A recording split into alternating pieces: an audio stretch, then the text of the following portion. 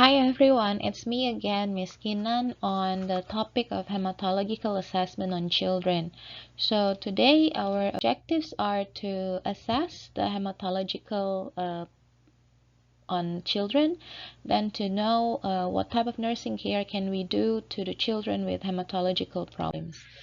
So as you can see, in infant adolescents, the iron deficiency anemia is very common because children and adolescents, they really need a lot of iron supply for their growth and development of the body.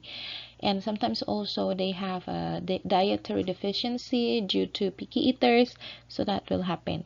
And you have to understand that hematopoiesis begin since the baby is still very small, very young, in the 6th week of gestation on the liver, and then continue to develop in the yolk sac, in the embryo, and then also by the 20th weeks of gestation, all other things start to be built.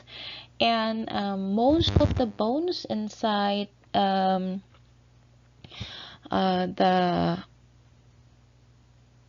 body of the children, with the bones, pelvic bones, sternum, they are really playing important roles in blood production, as well as the fact that the children who are from the black community, they are more common to have sickle cell anemia. And in most states, most country even, when the baby is born, we will do what we call heel stick assessment. So we will take a blood from the heels of the baby, and then we check the blood conditions of the baby. So when we're talking about assessment on hematological system, we are going to talk about the organs that uh, are playing important roles, such as blood formation organs, the plasma itself, the blood cells, and the blood vessels. And the blood function is actually to deliver essential elements and waste to and from the important organs in the body. So it's really play an important essential role in someone's life, related with the transportations of oxygen and even food to every part of the body. And blood is essentially important also for the process of blood clotting, to prevent bleeding, and immunity, to prevent infections to come into the body, as well as to regulate heat within the body. Next, we explain what organ that is going to really play important role in the hematological system of the children. So the first one is liver. So liver play important role in hematopoiesis, where the formation and development of the blood cell happen. So we are going to assess the liver. And stem cell is also very important, because stem cell is the place or the source of the early formations of all the blood cells. And also we know that blood has a lot of types of blood cells, which are red blood cells, the erythrocytes doing erythropoiesis, and the cells called hemoglobin, so where the oxygens will bind and be transported all along the body of the children or the person. And we have white blood cell, who is responsible for immunity. And white blood cell, what we call leukocyte, it has a lot of people or a lot of types. One of that is a myeloid lineage, where the myoblast is located, and myoblasts produce the neutrophils, eosinophils, and basophils. So these are related to the immunology.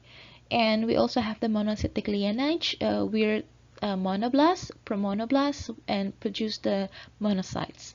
And we have the lymphoid lineage, which is the lymphoblasts that produce the B cell and T cell lymphocytes. So they play roles in really regulating the immune system of the person. As well as we have the platelets or the thrombocytes, the one that play important role in the blood clotting, together with all the blood clotting factors that the body has. Next part, we talk about what to assess when we are assessing the hematological conditions of the children. So obviously we see the general appearance of the child. Sometimes the child will have fever, fatigue, bleeding, jaundice, and even swelling on joint and on muscles. And we check their integumentary system on the skin, on their hair, and their nails. Sometimes the child will have a lot of bruise inside of her body that we cannot see. He was just like hitting the table, it's bruises. He was just like having a book fall on his feet, then it's just bleeding, like being hit by a car. Or nothing happened, but when he wake up, all the body is like with a techie, like a little red dot of uh, um, integumentary bleeding. And also we can see that the skin is paler, and we can see that there will be what we call skin lesion, and also we will see that there is a vascular changes that are happening because of anemia. Next is that we check the head and neck. Sometimes we will see a frontal bossing in patients with thalassemia. Then we observe the eyes. Sometimes it will be jaundice regarding the anemia and thalassemia and sickle cell disease as well. And we also check the face, nose, and oral cavity, because sometimes when we open the mouth, we can see that it's really pale. There's no red blood cell, and because there is no lower platelets or thrombocytes, the child is prone to bleeding. And we can also that there is oral cavity infection, because the child basically don't build immune system, because there's a problem in their immune system through the blood. And we observe the thorax and the lungs. We'll see that the child will probably have tachypnea with sinusitis and fungal respiratory infection, just because the blood is not enough and the body needs the oxygen, the nutrients through the blood. So what the body will do, it will pump, it will breathe faster, so that the needs will be met and the carbon dioxide will be out. So also with sinusitis, normal people breathe it, nothing happened, but because there's no immunity, normal people breathe it, it's okay, but the child with the problem in their immunity because of the blood will develop infections. So fungal infections can happen, and even sinusitis can happen. And also the cardiovascular system, the same with the tachypnea. So what happened, the baby will have a faster blood pump, and also hypotension because no blood can be pumped, and palpitations. So the baby or the child will say, nurse, I can feel that my chest be like boom boom boom boom. So that what happened, because the body is trying to meet the needs of lack of oxygen, lack of nutrients. So the body is doing its process to keep the balance, which cause them to have hypotension, tachycardia, and tachypnea. And sometimes sepsis can also happen because immune system is not there. So many infections, like simple thing, the child is going to the hospital, and then no immune system, automatically all the sickness come to his body and become a septic.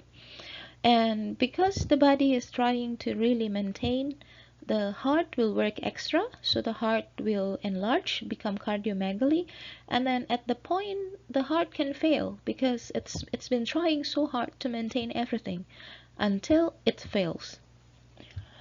And we need to understand also the vasculature, like the blood vessels. Sometimes the blood vessels will have swollen problem in proximal to the central line sites. And we can also have gastrointestinal system having a problem, because spleen will then be swollen. And then we also have problem with the lymphatic system because there's infection. So lymph nodes will try to prevent infection by swelling. And then we'll also have a secondary sex characteristic, delayed appearance, because yeah, it just basically cannot maintain the basic needs first, the important about oxygen, about nutrition. So how can, like, basic needs is not being met by the blood, by the body, how can then the sexual needs, like sexual characteristic, can be developed? It cannot, so that will be a delayed. And also we'll see that the musculoskeletal system may have the features of the kids with a short stature, a vascularization, joint and muscle swelling, so we can see that the hands can be um, paler. And the last one is neurological system. So the kids will said that it's always dizzy, it's always having headache, and also have the decreased ability to concentrate. So we understand that hematological system will then play a role with so many other systems, because it is very important for the child to really have preventive against blood bleeding, and against immunity, as well as to meet the need of oxygen and nutrients all along the body cells. Now, if you see a patient with hematological problem, especially in children, what can we do for the nursing care? So we will assess the current history. What happened? Like, what's going on? Does he knows that he have a problem in hematological condition? Does they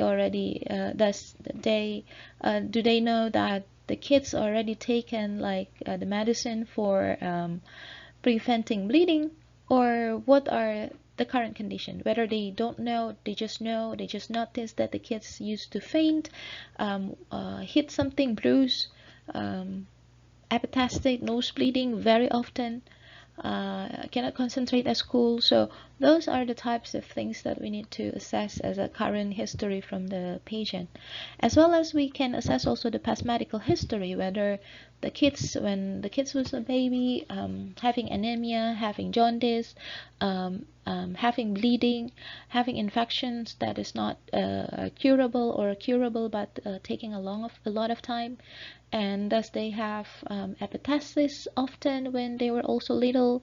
Is there any surgical procedures that happening to the kids regarding traumatic injuries, or hematological and immunological response?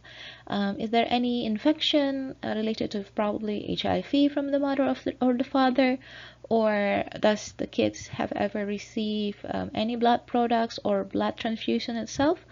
Or is there any viral diseases that happen in the past to the kids, and whether they are taking their immunization seriously with the up-to-date immunization status, and whether the children also have allergic reaction, because sometimes the challenge is that hematological related with also immune system, so allergic can be a trigger to the immunity of the child.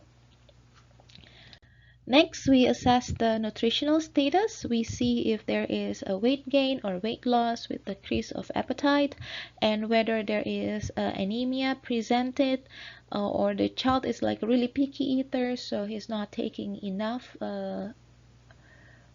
food. And with the family medical history, we'll see if there is a hereditary disease, for example, hemophilia happen, or is there any also condition, anemia, that happened to the mother or even to the father. Then we see also the social history, whether there are exposures to chemicals, the house locations, living in the mountain, living in the desert, or the city is very humid and there's a lot of mold, and the immune system is having problems, so the kids having continuously infection and respiratory.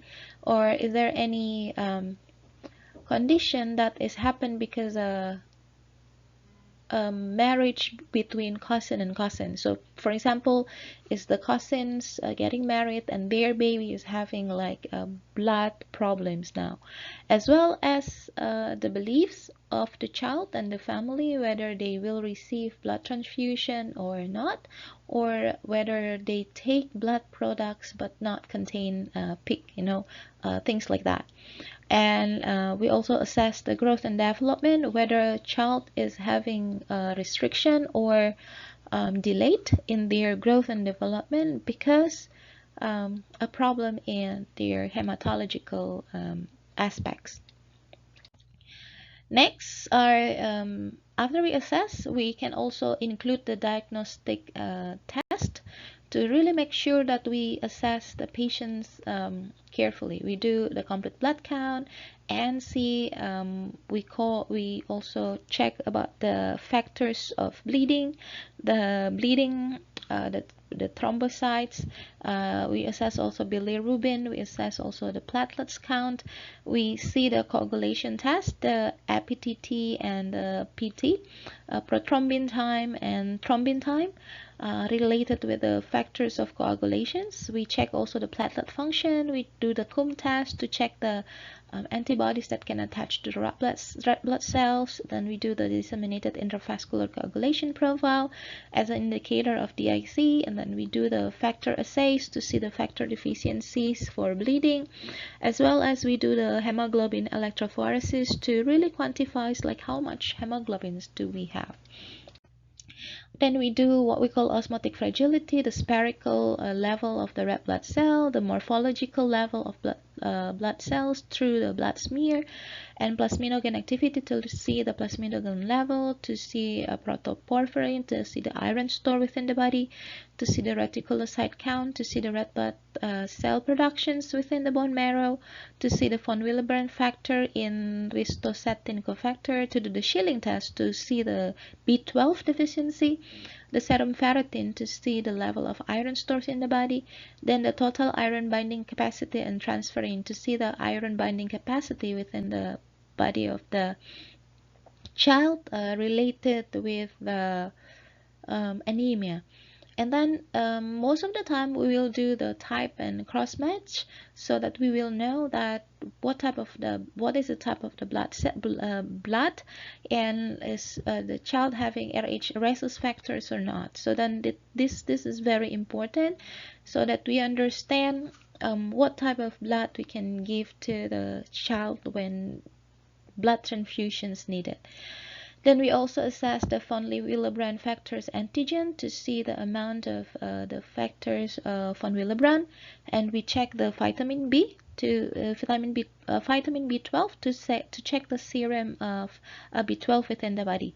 And then when the conditions is very poor, we also need to do a bone marrow aspiration or biopsy to really make sure if the child can produce blood by itself, the child's body. Now, all this diagnostic assessment will be done in collaboration with pediatrician or with the hemato-oncology doctor. So we work together to really take this test so that we can do a thoroughly assessment on our nursing care to the child. What we need to do is we explain to the patient and to their parents what type of procedures will it be, and what the functions of the procedures or the diagnostic procedures. And sometimes most of this is not covered, so we have not covered by insurance, so we have to make the parents understand that they need to pay for certain diagnostic tests for the blood study. Now, what the nursing diagnosis that can come up for hematological problems in children? So we can have risk for injury because having hematology disorder, well, the kid can have acute pain. The kid can also have anxiety, risk for injury related to the transfused blood or blood products, and risk for bleeding. Deficient knowledge about the condition, the treatment, the care, complications that might happen, and then ineffective protective or risk for infections as well. And then we can have anxiety, we can have disturbed body image because the kid's always feeling sick, cannot come, a loss of hair a lot, and just too fragile to participate in anything. And we can have spiritual distress because it's just so many suffering, and then risk for infection, as well as next we can do intervention. So in the intervention, what we need to do is that we help the child to understand that they have condition, and we are going to help them by giving them blood components transfusion. So what we give is the red blood cell, sometimes also platelets, sometimes also fresh frozen plasma. So according to what they need, what they are lacking, that's the blood product that we will give them. But we also need to understand that we need to teach the patient and the parents about the preventive method for bleeding, and also to not having hemorrhage. And then we, obviously, I already mentioned before, we teach them about the transfusion of blood or blood products, and also we manage if there's a transfusion reaction because of the blood products that's coming in. On most conditions, sometimes if it's leukemia, then we can also do some chemotherapy besides the transfusions that happen. And now, this is the transfusion reaction that I mentioned. We will have the hemolytic reaction, we will have the febrile reaction, we have the allergic reaction. So hemolytic means that the blood just clot because it's incompatible. Febrile reaction, that the body will build up fever because it's something new coming to the body, the plasma, the antigens, which really trigger the body for a normal response of febrile reaction, as well as allergic reaction, because there are antigens within the blood that we cannot just sort out, and it's triggering for the child body, saying that this is not mine, this is something new, and I need to respond with responsive of allergic. What you can see in hemolytic reaction, you will have fever, chills, urticaria, and then restlessness, headache, chest pain, abdominal pain, oliguria, even to shock. With febrile reactions, obviously the shown sign and symptom will be fever, chills, and diaphoresis. In allergic reaction, it looks like allergic, like rashes, hives, urticaria, swelling, and even like anaphylactic shock, or even like respiratory distress and bronchospasm, hypotension, and shock. So this is like what happened. Now, what we do. So for treatment in hemolytic, we will give fluid, we will give corticosteroid, and also in the febrile reaction, we give acetaminophen or corticosteroid, and in allergic reaction, we'll give them antihistamine and diphenhydramine.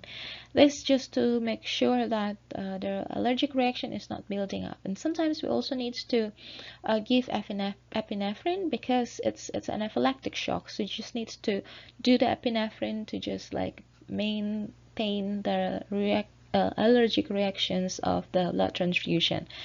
And preventative measurements that we can do, if we understand that this can cause hemolytic, febrile, and allergic reaction, we can then expose the child to the blood transfusion first, and then we do a type and cross-match accurately.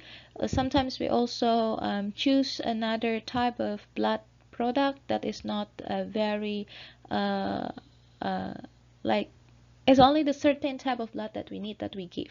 So it's not the whole package, red package blood that we give, so then we can minimize the reaction that could happen through the transfusion. With the febrile reaction, some hospital, they built up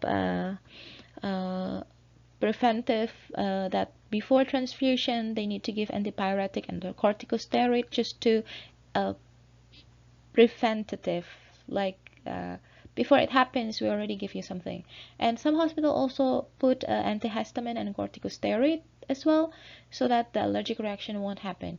So this actually a skill that's really essential for a nurse who is helping with transfusion. So we have to know what we need to do before the transfusion, during the transfusion, what we can see as a results of transfusion reactions, as well as what to do after. Like, do we stop the blood cell? Do we stop? What we can do. So just really making sure that the process of transfusion will happen smoothly. Some of the conditions will set, like not some of the conditions, but mostly transfusions is not covered by the insurance, the local insurance. So we have to inform the parents that it does has come with a cost. And for certain blood thing, like for example fresh frozen plasma, it's like very expensive. So you just have to make sure that the family is being informed for the condition.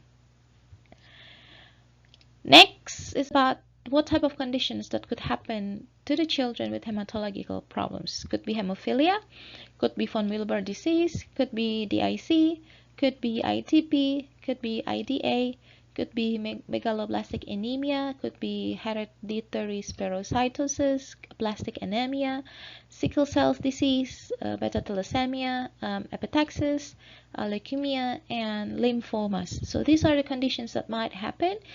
Some of it required a constant transfusion of blood products, but some of it also will require chemotherapies in order to solve the condition. So we have to understand what is the problem with each of the condition, and we try to provide the nursing care that is essential for each and every condition. So this is the references that I use. So happy studying!